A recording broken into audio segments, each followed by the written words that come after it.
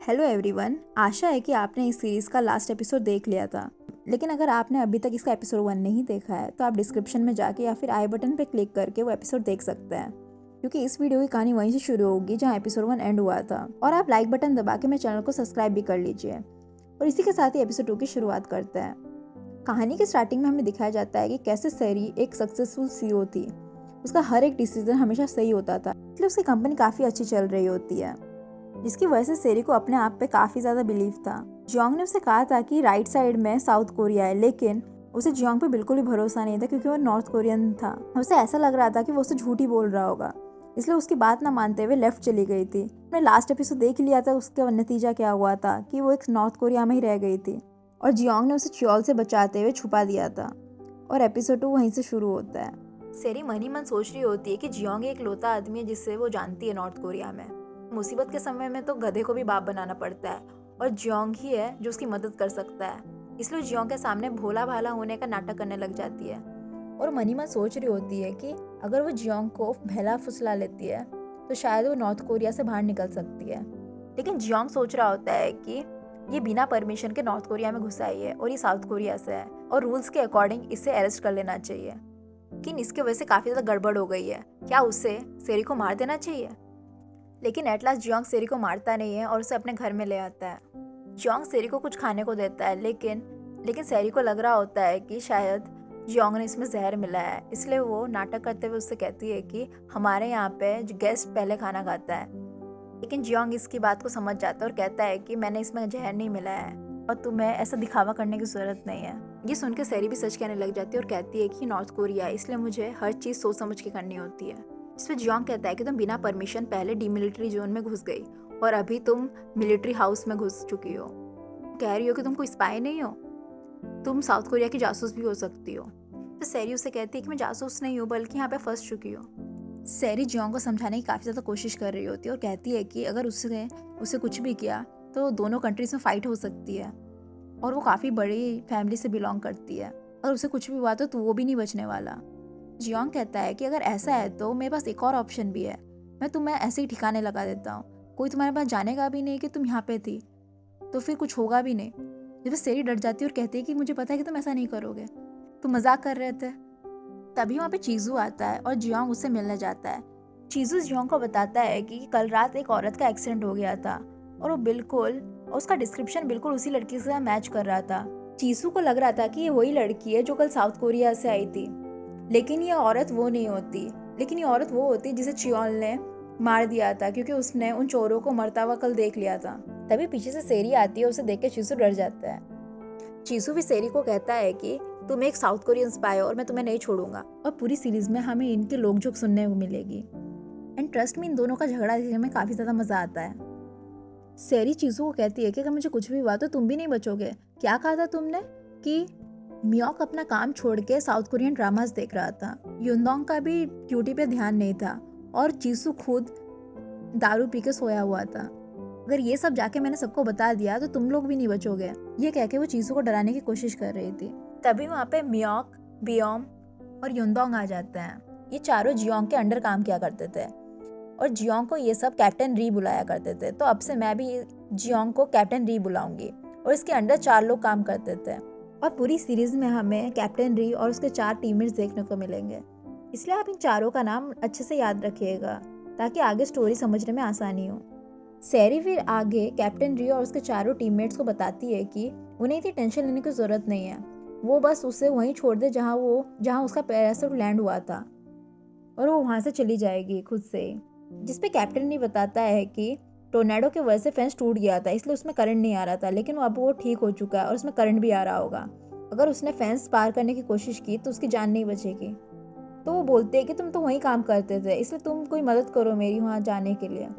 इस पे कैप्टन री कहता है कि वो 2 महीने से वहीं काम कर रहा था, लेकिन आज ही उसे डिस्चार्ज मिला है और वो अब कई महीनों तक वहाँ पे नहीं जाएगा, इसलिए अब कोई रास्ता नहीं बचता। इसे सेरी कैप्टन री को डराते हुए कहती है कि अब तक जियोंग को उसे अरेस्ट कर लेना चाहिए था, लेकिन उसने अभी तक उसे अरेस्ट नहीं किया, और अब वो उसे अगर स्टेट पुलिस से पकड़वा देता है तो वो सबको जाके बता देगी कि वो लोग अपनी ड्यूटी सही से नहीं कर रहे थे और उन्हें भी सजा मिलेगी। तभी मियोक कहता है कि उसके पास एक आइडिया है। यहाँ पर हर 5 दिन में एक बोट जाती है जो कि बीच समुद्र में जाके एक बड़ी बोट से मिलती है और सेरी वहाँ से भाग सकती है। सेरी को भी ये आइडिया पसंद आ जाता है। कैप्टन री उसे कहता है कि उसके पास सिर्फ 2 रास्ते हैं, या तो उसके साथ स्टेट सिक्योरिटी डिपार्टमेंट में चले और उसके ऊपर इन्वेस्टिगेशन होगी और उसके बाद उसे छोड़ दिया जाएगा, या फिर वो उसकी बात माने और वो उसे साउथ कोरिया जाने में मदद करेगा। इतनी मुसीबत के बाद भी सेरी को अपनी स्टॉक मीटिंग की पड़ी थी जिसमें उससे प्रॉपर्टी मिलने वाली थी और वो कहती है कि 5 दिन तो काफी दूर हैं, लेकिन उसे 5 दिन वेट करना पड़ेगा बोट के आने तक। फिर हमें वोल्सू को दिखाया जाता है जो कि उस कॉलोनी की हेड थी एंड वो कॉलोनी की बाकी औरतों के साथ बात कर रही थी कि कैप्टन री आज वापस आने वाला है 2 महीने के बाद, और ये सुन के मोहल्ले की औरतें काफ़ी ज़्यादा खुश हो जाती हैं। सेरी फिर कैप्टन री के सारे टीममेट्स के साथ बैठ के खाना खा रही होती है। कैप्टन री सेरी को बताता है कि उन सभी को काम पे जाना पड़ेगा, इसलिए वो घर में छुप के रहे, किसी को भी पता नहीं चलना चाहिए कि वो घर में छुपी हुई है। सेरी उसे बताती है कि अगर कोई भी इमरजेंसी हुई तो उसे कॉन्टैक्ट कैसे करेगी, जिस पे कैप्टन री उसे बताता है कि उसके घर में एक टेलीफोन है, अगर उसमें वो 5 डायल करेगी तो उसके ऑफिस में ये कनेक्ट हो जाएगा, तब वो उससे बात कर सकती है। लेकिन वो फ़ोन का इस्तेमाल तभी करे जब उसे कोई इमरजेंसी हो। लेकिन सेरी कैप्टन री को बार बार फ़ोन करके परेशान कर रही होती है और उसे पूछ रही होती है कि साबुन कहाँ पर है, बॉडी वॉश कहाँ पर है, जिससे कैप्टन री काफ़ी ज़्यादा तंग आ जाता है और वो फिर उसका फ़ोन रख देता है। बाद में फिर से कैप्टन री को फ़ोन आता है, लेकिन इस बार ये फ़ोन उसके टीम मेंबर का था। वो उसे बताता है कि कल रात हुए एक्सीडेंट में मरने वाले इंसान और कोई नहीं बल्कि वही चोर थे जिसे उसने गिरफ्तार किया था, और इसे ट्रक से एक्सीडेंट काफ़ी बार हो चुके थे, इसलिए कैप्टन री को शक था कि इसके पीछे कोई ना कोई ज़रूर है। कैप्टन री इसी का पता लगाने के लिए स्टेट डिपार्टमेंट में जाता है और वहाँ के ऑफिसर को कहता है कि इस एक्सीडेंट के पीछे ज़रूर कोई है, इसलिए वो उसकी इन्वेस्टिगेशन करवाना चाहता है। और वो ऑफिसर कहता है कि ठीक है, मैं ये देखता हूँ, इसलिए तुम इसका पता लगाने के लिए कल प्योंगयांग जा सकते हो। और ये सुन के कैप्टन री वहाँ से चला जाता है। और बाद में लेकिन हमें पता चलता है कि वो ऑफिसर और चियोल एक दूसरे से मिले हुए हैं और ये लोग साथ मिलकर ही स्मगलिंग करते हैं सामानों की। वो ऑफिसर चियोल से पूछते हैं कि कैप्टन री किसी चीज़ से डरता नहीं है, क्या तुम्हें इसके फैमिली बैकग्राउंड के बारे में पता है, क्यों इतना ये ऐट के रहता है। इस पर चियोल कहता है कि उसके रेज्यूमे में ऐसा कुछ भी नहीं था, उसने फैमिली के बारे में मेंशन नहीं कर रखा है, इसलिए इसके बारे में उसे नहीं पता है। और हमें ये भी पता चलता है कि चियोल और वो ऑफिसर बस सामान की स्मगलिंग नहीं बल्कि इंसान की स्मगलिंग भी करते थे, और वो लोग स्कैम करके भागने वाले लोगों को भी नॉर्थ कोरिया में छुपने के लिए मदद करते थे।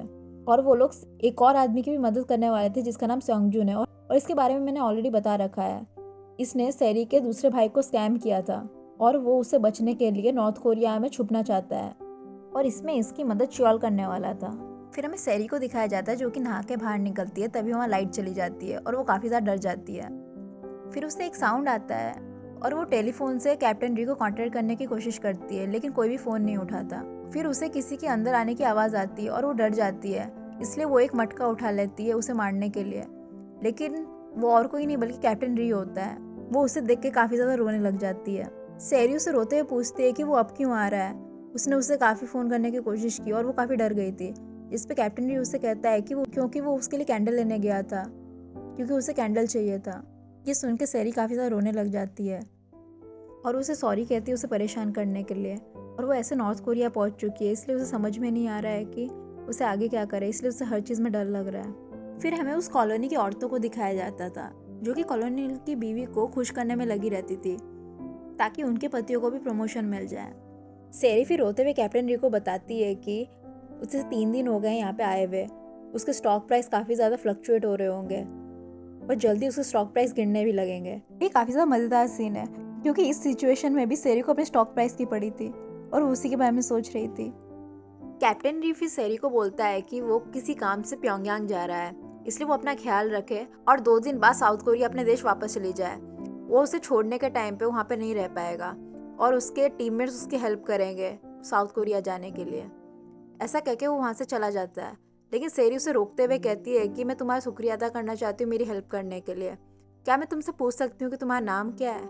इस पे कैप्टन ही कहता है कि तुम्हें जानने की ज़रूरत नहीं है, ना ही मैंने तुम पे कोई एहसान किया है। तुम्हारे लिए यही अच्छा होगा कि तुम सब कुछ भूल जाओ जो यहाँ पे हुआ है और अपने देश वापस चली जाओ। ऐसा कह के वो प्योंगयांग के लिए निकल जाता है। सेरी फिर अंदर आ जाती है और एक बैग को देखती है जो कि कैप्टन री अपने साथ लाया था, और हमें पता चलता है कि कैप्टन री सेरी के लिए उसका सारा सामान लाया था जो कि उसने फ़ोन में कहा था। वो उसके लिए मेकअप का सामान, उसके कपड़े, सब कुछ लेकर आया था। सेरी कहती है कि वो दिखाता है ऐसे कि उसे किसी चीज़ की परवाह नहीं है और हमेशा गुस्से में रहता है, लेकिन वो काफ़ी ज़्यादा स्वीट है। कैप्टन री फिर प्योंगयांग पहुंचता है। कैप्टन री यहाँ पे आया था ये प्रूफ करने के लिए कि कुछ लोग साउथ में जाके चोरी कर रहे हैं और ये इलीगल था, लेकिन उल्टा उसी को गिरफ्तार कर लिया जाता है। और हमें यह समझ में आता है कि कैप्टन री को जिसने गिरफ्तार किया था वो और कोई नहीं बल्कि चियोल का ही दोस्त है, वो उससे मिला हुआ है और वो कैप्टन री को फंसाना चाहता था और उस पर ये इल्ज़ाम लगाना चाहता था कि उसी ने उन चोरों को मारा है ताकि सारा पैसा उसे मिल सके। और वो कैप्टन री को टॉर्चर करने लग जाता है, लेकिन उसी वक्त वहाँ पे जनरल आ जाता है और वो कैप्टन री को देखता है जिसे चियोल का दोस्त टॉर्चर कर रहा था। और जनरल गुस्से में आके चियोल के दोस्त को मारने लग जाता है और हमें पता चलता है कि जनरल ऑलरेडी कैप्टन री को जानता था। वो इसलिए क्योंकि कैप्टन री कोई आम इंसान नहीं था बल्कि डायरेक्टर का एक लौता बेटा था। उसने अपनी असली पहचान सबसे छुपा रखी थी कि वो एक डायरेक्टर का बेटा है। और जनरल कैप्टन री को बचा के अपने साथ उसे ले जाता है। चियोल का दोस्त फिर चियोल को फोन करके उसे काफी ज्यादा डांटता और कहता है कि तुम मेरी नौकरी छुड़वाना चाहते हो, तुम्हें नहीं पता था कैप्टन री कौन है। जिसपे चियोल कहता है कि उसके रेज्यूमे में किसी का भी नाम नहीं लिखा था, ना उसकी फैमिली के बारे में कुछ लिखा था, इसलिए उसके बारे में नहीं जानता। जिससे उसका दोस्त कहता है कि वो डायरेक्टर का एक लौता बेटा है। डायरेक्टर के 2 बेटे थे लेकिन एक बेटे की मौत हो गई थी, इसलिए अब कैप्टन री उसका एक लौता बेटा है और तुमने उसे गिरफ्तार कराने की कोशिश की मेरे जरिए। चियोल जब ये सुनता है तो हम उसके चेहरे पे डर देख सकते हैं। चियोल फिर कैप्टन री के भाई मुयोक को याद करता है और कैप्टन री के भाई और चियोल का एक बहुत बड़ा सीक्रेट है जो हमें आगे पता चलेगा। फिर हमें सेरी को दिखाया जाता है जो कि कैप्टन री के सारे टीममेट्स के साथ बैठ के बातें कर रही होती है। और हमें पता है कि जुमयोक कोरियन ड्रामास का काफ़ी बड़ा फ़ैन है और वो सेरी को ड्रामास की स्टोरी के बारे में पूछ रहा होता है और सेरी उसे ये सब बता रही होती है। तभी वहाँ पे चीजू आता है और सेरी और उसकी छोटी मोटी लोकजोक शुरू हो जाती है। उसके बाद सेरी उनसे पूछती है कि अचानक से कैप्टन री प्योंगयांग क्यों गया हुआ है, और इसका रीज़न हमें आगे पता चलता है जहाँ पे जनरल और कैप्टन री के बीच बातें हो रही होती है। जनरल उसे पूछता है कि तुम अभी भी अपने बड़े भाई की मौत की वजह जानने की कोशिश कर रहे हो। इस पर कैप्टन री कहता है कि मुझे पूरा यकीन है कि उसका मर्डर किया गया था। उसका एक्सीडेंट नेचुरल नहीं था बल्कि किसी ने उसे ट्रक से टक्कर मारी थी। उस समय के सारे सीसीटीवी और गवाह गायब हैं और ये कोई कोइंसिडेंस नहीं हो सकता और मैं इसके पीछे का राज पता लगा के ही रहूँगा। इस पर जनरल उसे कहता है कि तुम काफ़ी ज़्यादा सोच रहे हो, ये एक कोइंसिडेंस भी हो सकता है। तुम्हें अभी लाइफ में आगे बढ़ना चाहिए। जो हो चुका है वो हो चुका है, तुम उसे बदल नहीं सकते। लेकिन कैप्टन री ये चीज़ मानने को रेडी नहीं था। फिर हमें कैप्टन री के साथियों को दिखाया जाता है जो कि उसके घर से वापस लौट रहे होते हैं। तभी उन्हें रास्ते में चियोल मिलता है और वो उनसे पूछता है कि वो कहाँ से आ रहे हैं। तो वो बोलते हैं कि वो कैप्टन री के घर में कंस्ट्रक्शन का काम कर रहे थे। चियोल भी उनसे कहता है कि वो उसी तरफ जा रहा है, वो सब घरों की तलाशी लेने वाला है क्योंकि ऐसे केसेस काफ़ी ज़्यादा आ रहे हैं कि कुछ कैदी भागकर मिलिट्री के घरों में छुप रहे हैं, इसलिए उन घरों की तलाशी काफ़ी ज़्यादा ज़रूरी है। ये सुन के तो उनके साथियों के होश ही उड़ जाते हैं। वो लोग जल्द से जल्द जाते हैं और कैप्टन री को फ़ोन करते हैं और कहते हैं कि चियोल सारे घरों की तलाशी लेने के लिए उनकी कॉलोनी की तरफ गया हुआ है और उन्होंने उस साउथ कोरियन लड़की को भी फ़ोन उठाने से मना कर दिया है, इसलिए वो लोग उसे बता भी नहीं सकते कि उसके तरफ चियोल आ रहा है। ये सुन के कैप्टन री काफ़ी ज़्यादा डर जाता है और वो जनरल के पास जाता है और कहता है कि उसे उसकी मदद चाहिए और वो उसकी गाड़ी लेके निकल पड़ता है। जनरल की गाड़ी का नंबर 729 था जो कि वहाँ के सबसे बड़े ऑफिसर की गाड़ियों के नंबर होता है, इसलिए रास्ते में उसे कोई भी नहीं रोकता और कैप्टन री सेरी को बचाने के लिए वापस उसके घर की तरफ निकल पड़ता है। दूसरी तरफ वुलसॉक जो कि उस कॉलोनी की हेड थी वो भी घरों में तलाशी ले रही थी और वो कैप्टन री के घर की तरफ ही जा रही होती है। तभी उसे रास्ते में चियोल मिलता है और वो उससे पूछता है कि तुम वहाँ पे क्यों जा रही हो, क्योंकि कैप्टन री उस घर में नहीं है, वो प्योंगयांग गया हुआ है। तो वुलसॉक उससे कहती है कि लेकिन उसके घर की लाइट तो ऑन है। ये सुन के चियोल को काफ़ी ज़्यादा शक होता है और वो कैप्टन री के घर की तलाशी करने के लिए वहाँ निकल पड़ता है। चियोल कैप्टन री के घर की तलाशी रहने लगता है और वो एटलास सेरी को पकड़ लेता है। यहाँ पे कैप्टन री काफ़ी बड़ी ग्रैंड एंट्री करता है बड़ी गाड़ी में और वो सबको आके बताता है कि सेरी उसकी फियांसे है। ये सुन के तो सेरी के भी होश उड़ जाता है। इसी के साथ एपिसोड 2 का यहाँ ही एंड हो जाता है। आगे आपको क्या लगता है, चियोल सेरी को ऐसे ही जाने देगा या फिर सेरी को गिरफ्तार कर लिया जाएगा? और एपिसोड 2 के एंड में हमें एक एपिलॉग भी दिखाया जाता है जिसमें हमें सेरी की लाइफ के बारे में दिखाया जाता है कि वो काफ़ी ज़्यादा डिप्रेस थी।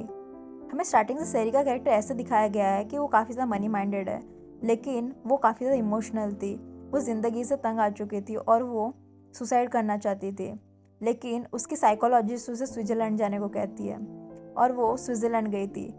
हमें दिखाया जाता है कि वहाँ पे कैप्टन री भी था और ये काफ़ी प्यारा एपिलॉग है। तो इसी के साथ मैं इस वीडियो का यहीं एंड करती हूँ और मैं जल्दी मिलूँगी एपिसोड 3 के साथ।